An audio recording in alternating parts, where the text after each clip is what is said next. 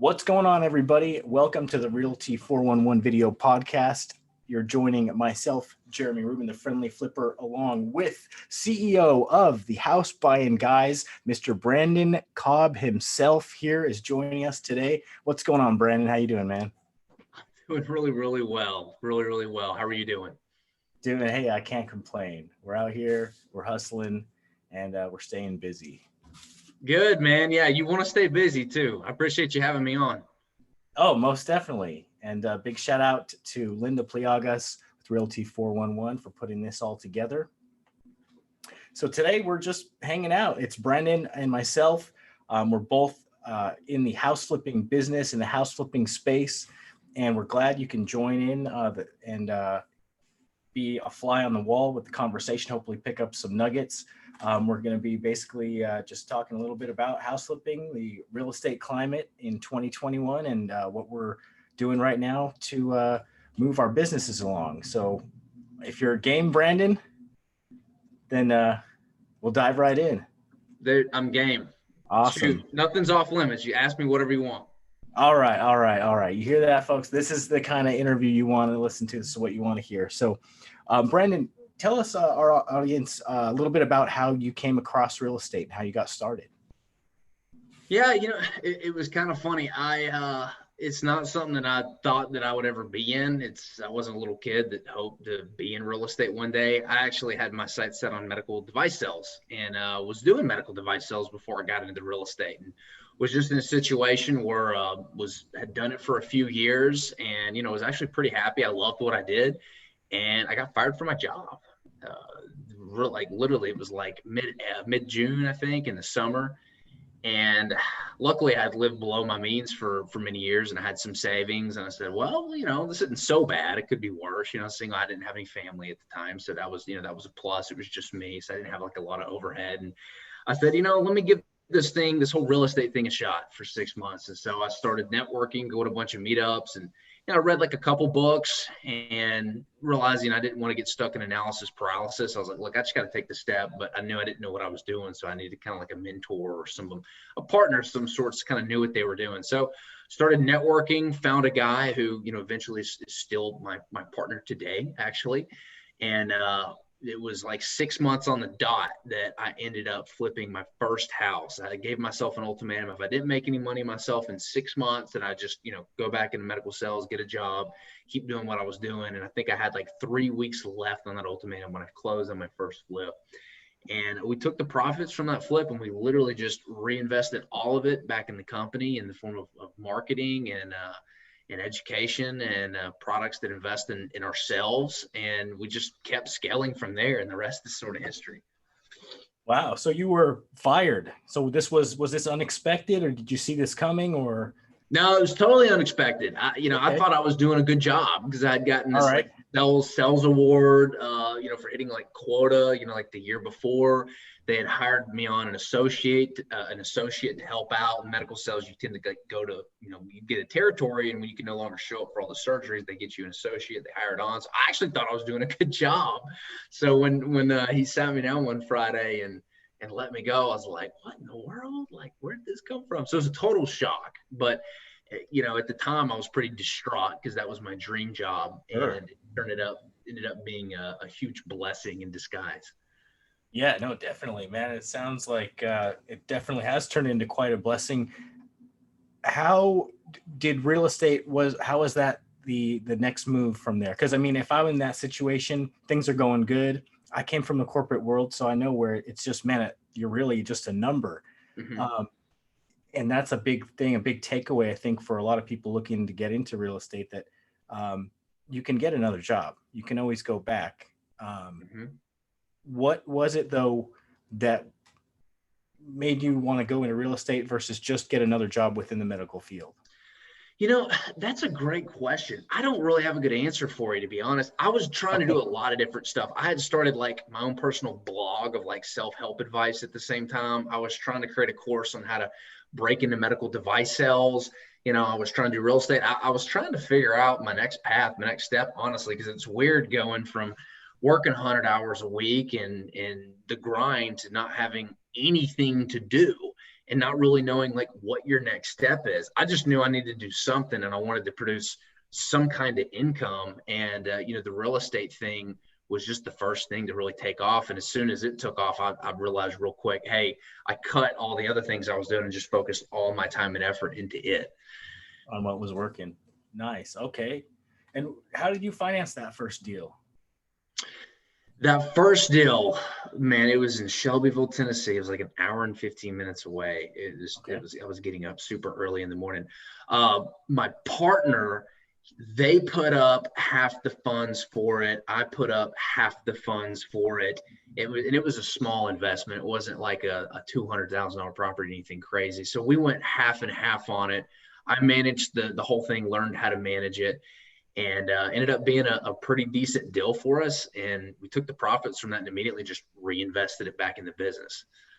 Love it, man. So many nuggets right there. So you went out, you started networking, you connected with somebody that led into a partnership.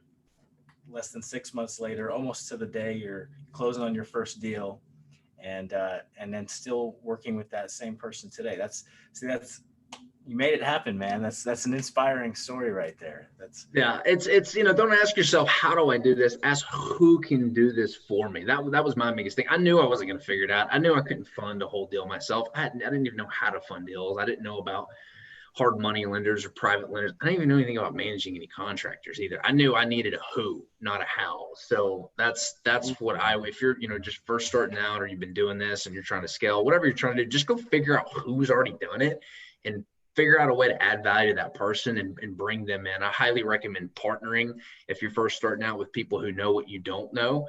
That definitely has attributed to my success. And I continue to do this to this day. We're getting into some larger development stuff that, I quite frankly don't have the capacity to do. I don't know how to build a 5-story building, but hey, I've got an opportunity to do it. So let me just go figure out who's already done it and then partner with them on this deal. So that's it. Completely changed my thinking.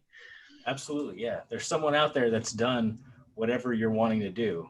And that mindset, finding that person, that's the key to growth and getting further. Definitely. So tell us a little bit about, we didn't touch on, some people may have picked up on a slight accent there. Let us know where you're from, sir. Yeah, so I was born in Panama City, Florida. Lived in Birmingham, Alabama for a number of years. Just a good old Southern boy. Lived in Memphis and pretty much Tennessee my whole life. So okay. I'm from Nashville, Tennessee. Nashville's my market, and we work the whole Middle Tennessee area, and I'm blessed to be here. Awesome. Fantastic. I'm out here on the West Coast, actually kind of near Linda, not too far away, here on the Central Coast, about halfway between Los Angeles and San Francisco, for those that aren't familiar. Santa Maria, to be specific. So yeah, all y'all California people are moving to Nashville and buying up all the real estate. It's crazy. Y'all look at a $350,000 house here is kind of expensive, and to them it's like, oh my gosh, it's a deal. And it's crazy how many people are moving here from California. I meet many people when I go out and I network and I meet people that are from California or New York. Those seem to be the two big cities that are moving here.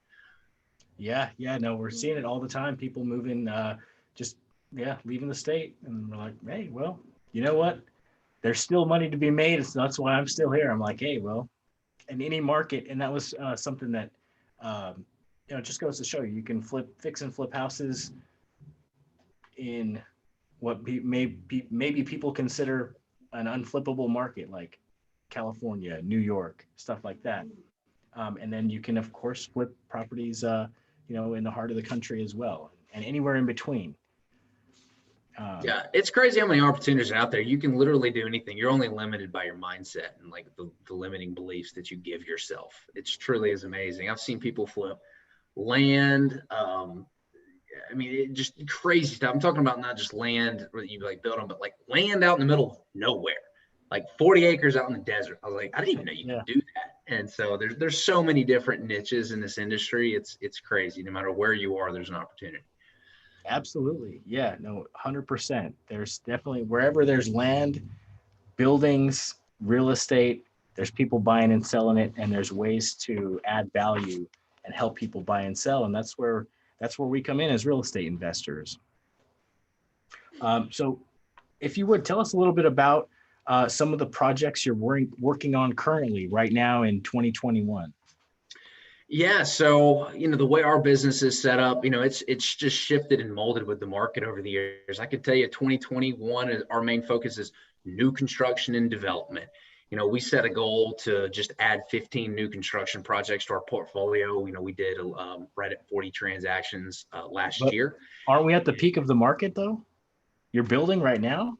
Well, it all depends on your risk tolerance and what you're doing. We're not the most expensive cat in the neighborhood. I like the stuff that's below the median home sale price in Nashville. So most of the stuff that we're building isn't in like the core. It's kind of on the outskirts where there's not as much competition. And as long as the price point works, most of our stuff is priced $300,000 and less, which is well below the median home sale price.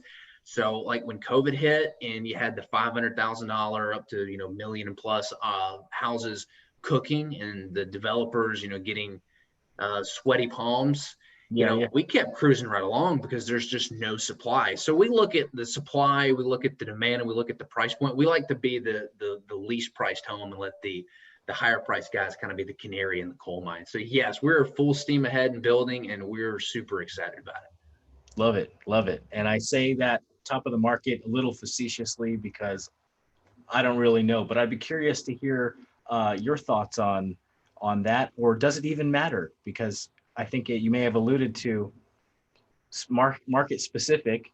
If you know what your clientele are looking for, what your customer base wants, and you can recognize supply and demand with an issue with that, where you can come in and facilitate what they need, then does it even matter?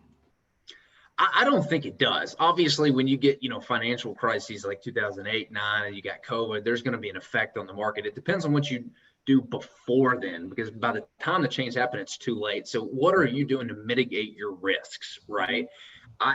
Nobody knows when the market's going to top out. And if they do, they're full of crap. They just don't. Nobody does. It's like the stock market. Things are really hot. It's kind of sort of feeling like it might be, 2008, 2009 again, who knows, right? Maybe we put some measures in place with the government to prevent that. I know there's some really cool stuff that people are talking to, the government about how to prevent 2008 again if it were to happen, like assuming a lot of mortgages instead of letting them go default. A lot of investors are jumping in on. I mean, there's so many things that we've learned from 2008, 2009 that we can take preventative measures to counteract. But with my market, it doesn't matter what the market does as long as you buy deep enough equity and you're getting in and out of these things in a good enough time frame. That's why we have an in-house construction company. We like to burn and turn these things. We don't like to become dependent on another contractor or a GC to run our jobs, because then we don't know how long it may take. We don't have control over that. So we've got the in-house construction company that manages the flips and the renovations. And, we just make sure there's tons and tons of equity in our builds, which is, why we're doing stuff like buying houses and subdividing 8 lots off of it, selling the house, breaking even on the house. Then we've got 8 lots that we own, outright. Nice. So, there's a lot of equity when you do that. So the market could take a huge tank and you're still safe. A lot of good points there. But when you buy right, when you buy with enough meat on the bone, it's hard to go wrong. Definitely a great takeaway there. And love that you're just full steam ahead, and it's all about just adapting to the market, because no matter what happens, whether the market's up, whether it's down, we will be able to add value and provide to the marketplace what they need. And so would you say to someone thinking about getting into real estate right now, should they wait? Should they take action? What should they do if they're on the fence right now?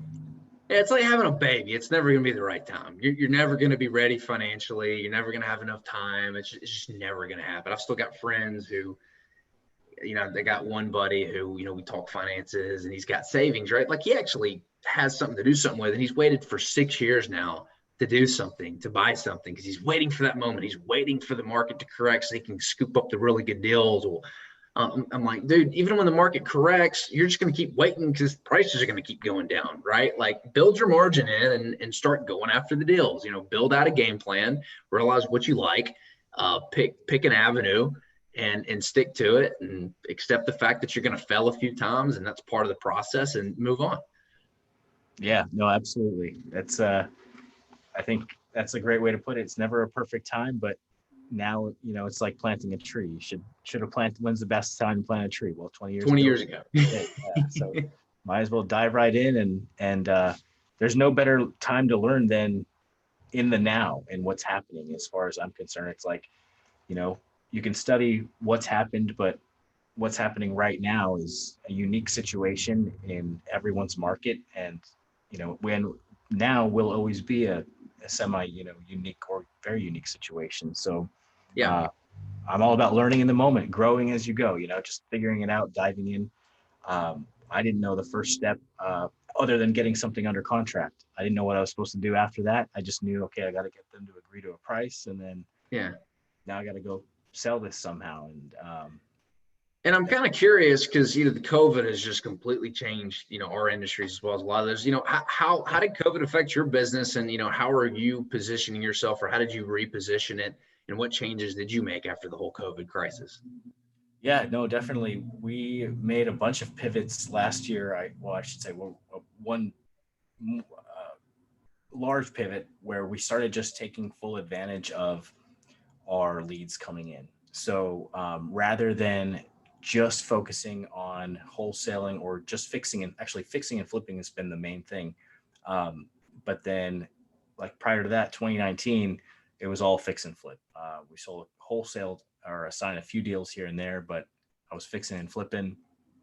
2020 came around and there's deals where it doesn't necessarily fit my business model, but I can put that under contract and it works for someone who's going to buy the property and hold it and things like that. So we started doing more assignments, started also listing a lot more properties. So leads that come through with any sort of motivation, we're now figuring out how we can disposition those as much as we can, as often as we can in-house to keep get a higher return on our marketing and kind of not only make up for any interruption that we saw, but also it was actually a great catalyst to pushing to kind of go to the next level because it's been very productive. And as the market will kind of continue, or I guess life kind of gets back to normal,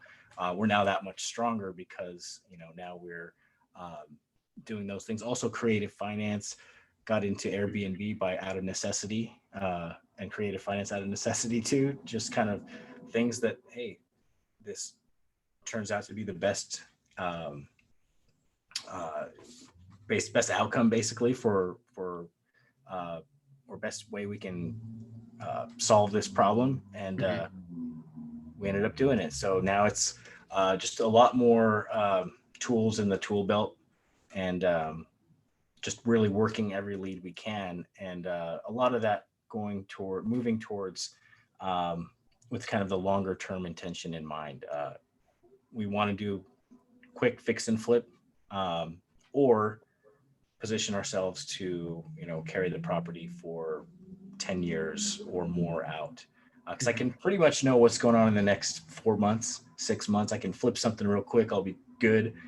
I don't know, a year to 3 years, I'm not really too sure. I know longer term, even if I'm paying more, I should be okay. So yeah, that's what we've done here. That's fantastic that you guys have done that and you figured out a way to monetize the leads that you currently weren't monetizing. We're trying to figure that out too. I love the fact that you added the brokerage services in there to be able to say, well, all right, we're not a good fit for you here, but here's something we are now a good fit for you. And you've been able to monetize that. And there's like not as much risk, listing it versus borrowing the money, funding it, flipping it. Yeah, that's awesome. Kudos to you guys. Yeah, it's working out. Help the shorter term transactions help keep the lights on, so to speak. Keep the cash flow going. So it's good. Yeah, that's the game, man. I'd say that's the number one thing that prevents people from making it in this business, the fix and flip business, and then not is the cash flow management. It's so important. Yeah, yeah, no, absolutely. That's yeah, so there are ways. That's if I was looking back, like giving myself advice, I would say keep assigning a deal here and there rather than being that person who would, find a deal, find a great fix and flip, and then just focus solely on that, trying to get that done, and then it's done, and then now I've got nothing lined up, nothing in the pipeline. Yeah. So just keeping that rolling, even if you can't take on the flip at the moment, keep the marketing rolling. That'll keep money coming in for um, overhead and more marketing. Yep. Tell us, if you would, a little bit about how you ramped up from in the beginning to where you are now, or maybe where there were pivotal moments or like paradigm shifts where you're like, okay, you did this and then it took your business from here to here, or Yeah. there. Again, I got to go back to the who, not how. The pivotal moment was when I tried to do everything myself. I was managing the marketing. I was answering the phones. I was going on appointments. I was managing the flips. It was just, I figured out how much one person could work, and I didn't have a fan. It was just me. Right. And I'm like, I consider myself a pretty high energy person. I'm pretty motivated. So it's like, there is no wall until you hit it. And I hit it. I was working an insane amount of hours, and I realized, all right, I've got to let some areas bleed, which wasn't good. And that's when I realized that I need to hire somebody to do the office work and somebody to answer the phones. That way I could get that off my plate.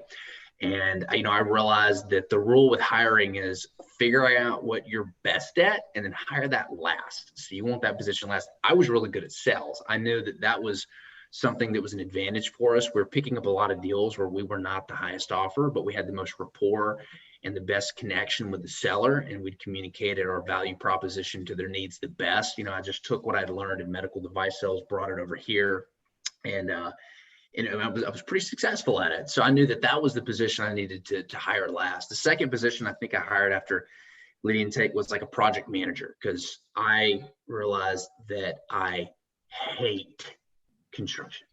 Okay. And I From the don't guy that builds houses.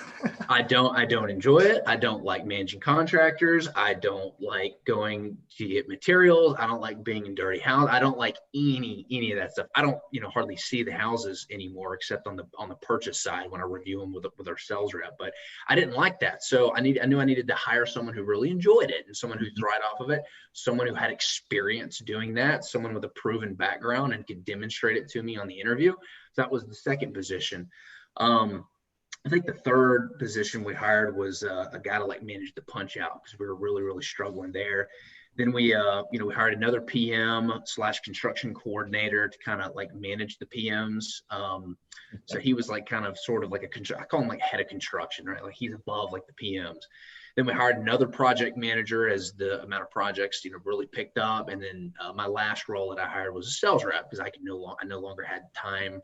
I could tell that my sales follow-up was slipping because I was very, very busy, and it was become for me to actually become a business owner and not a business operator, where I could sit back and help manage and help each one of my staff members to their fullest potential and really own their role in their job. So that was probably the pivotal moment, was when I realized I can't do everything myself. And so now I'm almost always if I'm trying to do something new, who's already done this? Who, there's a 5-story development near the water that we're going to be doing in Miami. I don't know anything about that. I've got the deal, but I'm going to go figure out who's already done it. And I'm just going to bring them in on it and be like, all right, you got the license to do this. You've done this before. I've got the deal. Let's partner on it and make it happen. I love it, man. Love it. You know nothing about it, but you're going to make it happen because you pull the right. Yeah. Figure it out. Figure out the who. Pull the resources together. Oh man, that concept in and of itself is, just a massive, massive takeaway, massive mindset shift. So it looks like we've got just under about 10 minutes on our timer here coming up. So we've got a couple of questions that our listeners and viewers and readers are eager to hear. Tips on private money, how you use private capital in your deals. Yeah, great question. You're not going to be able to build a real estate business without it. Real estate costs money. There's no getting around that. Private capital is huge. We use private capital on just about every deal. And I'll talk a little bit about private capital because it's different than hard money. Like hard money is, these are, people who I guess have like a business built around like real estate loans, right? And they're usually just super, super expensive, and the terms aren't always great. But if you're just starting out, I highly recommend you use a hard money lender because they'll prevent you from making a bad deal. We use a lot of private money because there's a lot of people out there that, like me and my Miami development, they want returns on their money, but they don't know anything about real estate. They don't know how to find the deals. They don't know how to negotiate the deals. They don't know, to put it, to do a title search to make sure you don't have any liens. They don't know how to manage contract. We figured all that out and we've scaled the business. So we work with private money lenders as partners all the time on deals. And it makes a huge difference for us because, we can't do deals without the money, and it works for them because they get fantastic returns that they can't get anywhere else. Some of them think that it's less risky than a lot of other investments out there, like the stock market. It's not as volatile, and their investments backed by something that's secured. If you put it in the stock market and it goes down 30% in a month because a virus you didn't anticipate hits, that's tragic. But at least in this case, you have it secured by a real asset that it's backed by something. So it's very attractive to a lot of investors. A lot of people don't know that this type of investment opportunity even exists. And so we do it all the time. We're constantly looking for more partners where it makes sense for them. Oh, that's fantastic. And if someone is interested in learning more about how they can partner up with you, what's the best way to get a hold of you? Yeah, you can just send me an email. It's Brandon, Brandon, at the House Buyin Guys.com. Maybe you can post or something on here because it's spelled a little bit weird. But yeah, just send me an email and we'll set up a call and kind of get to know your needs a little bit better and just see if it's something that's going to be a good fit for you. Yeah, fantastic. Yeah, no, private money has been big help in my deals. Everything from my very first fix and flip, didn't have a relationship with a hard money lender or experience at that point, so I couldn't even get hard money. Yeah. And so I ended up getting creative and with the seller, gave him 3 different options. One was cash, which didn't know how I was going to do that, but thank goodness they went with one of the seller financed options, and I paid them $792 a month for 6 months, and funded the rehab out of my pocket with little cash I had and credit cards, and managed it while I was on my lunch breaks, just going back and forth. And it can be done. Like, it absolutely can be done, where I think if anyone wants it enough, you'll find a way. It's all about those credit cards come in handy starting out. A lot of people like to throw them under a bus because of the high interest rates and everything. But if it makes sense, I'm going to give some opposite advice here. I don't recommend anybody going to like humongous credit card debt. But if you've got really great credit, this is something you're doing, start applying for multiple credit cards now, because it's always easier to get the money and find the lines of credit when you don't need it than it is when you need it. So that's why I'm always raising money for deals, even when I don't need it, because that's the easiest time to find. And the credit cards will come in handy when you have to purchase the materials on the project. So those are your friend when you're starting out and you want to do this. Trust me, they're going to come in handy. Yeah, absolutely. Not to mention the miles you can rack up and returns on some of the credit cards with free vacations for the rest of your life. It's good stuff. I want to make sure everyone is aware that they can find Brandon Cobb on the cover of REI Wealth magazine. Go to reiwealthmag.com and he'll be appearing on the Realty 411 cover within just a few months here. So you'll be able to learn more about Brandon. And if you're listening to this before you see that, you'll even have a little bit of a preview as to what he does. So look out for the article in there. All right. As we're getting close to our time here, Brandon, what is one final golden nugget? Not that you haven't already shared gold with us in this short time here, but what's one final gold nugget to inspire those who want to build wealth with real estate?